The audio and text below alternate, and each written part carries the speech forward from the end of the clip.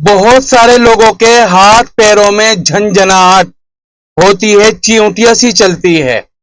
بہت سارے لوگوں کا مسئلہ ہے یہ. سب سے پہلے تو میں بتلا دوں، یہ سرد خشک مزاج میں ہوتا ہے. عام طور سے سرد تر میں بھی ہوتا ہے، لیکن زیادہ تر سرد خشک میں ہوتا ہے. سرد خشک کا مطلب یہ ہے کہ جب باڈی کے اندر گرمی کم ہو گئی ہو اور خشکی بھی آ گئی ہو، یعنی ٹھنڈک بھی بڑھ گئی ہے اور خشکی بھی آ گئی ہے، اس صورت میں یہ اکثر ہوتا ہے کہ ہاتھ پیروں میں جھنجھناہٹ ہوتی ہے. اگر ذرا دیر تک کھڑے رہے پاؤں میں تو پاؤں میں بھاری پن اور چیونٹیاں سی کاٹنے لگ جاتی ہے. دھوم میں چلے گئے جب چیونٹیاں سی کاٹنے لگ جاتی ہے. اسی طرح ہاتھ پیر پر زور دینے لگ جاتے ہیں تو اس میں بھی جھنجھناہٹ ہونے لگ جاتی ہے، چیونٹیاں سی چلتی ہے، سن ہو جاتے ہیں. تو یہ ہاتھ پیروں میں جھنجھناہٹ ہونا، سن ہونا، یہ کس لیے ہوتا ہے؟ مزاج تو میں نے بتلا دیا، لیکن ہوتا کیوں ہے؟ وجہ کیا ہے؟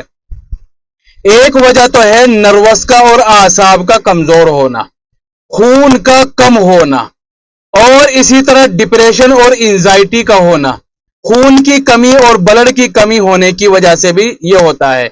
اسی طرح پیٹ میں السر انفیکشن، اس کی وجہ سے بھی ایسا ہوتا ہے کہ پیٹ میں السر IBS ہو گیا، اب گیس زیادہ بنے گا، گیس باڈی میں اور نسوں میں پہنچے گا تو وہاں خون کا پریشر صحیح نہیں ہوگا، اس کی وجہ سے ہاتھ پیروں میں سنپن اور ہاتھ پیروں میں جھنجھناہٹ ہوتی ہے.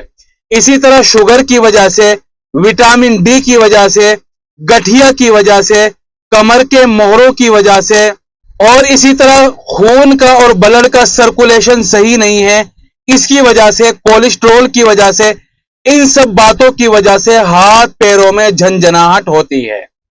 اب اس کا علاج سن لے. علاج سے پہلے پرہیز سن لے.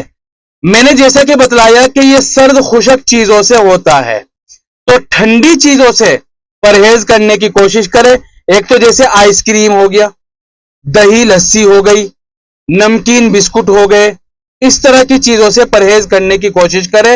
اور میں اب اس کا ایک علاج بتاتا ہوں انشاءاللہ، اس سے بہت زیادہ فائدہ ہوگا، بہت زیادہ فائدہ. ایک تو لے لو اشوگندھا 5 گرام، ستاور 5 گرام، بہمن سرخ 5 گرام، اور بہمن سفید 5 گرام، گاؤزبان 5 گرام، جلوتری 1 گرام، اور بادام کی گیری 5 عدد.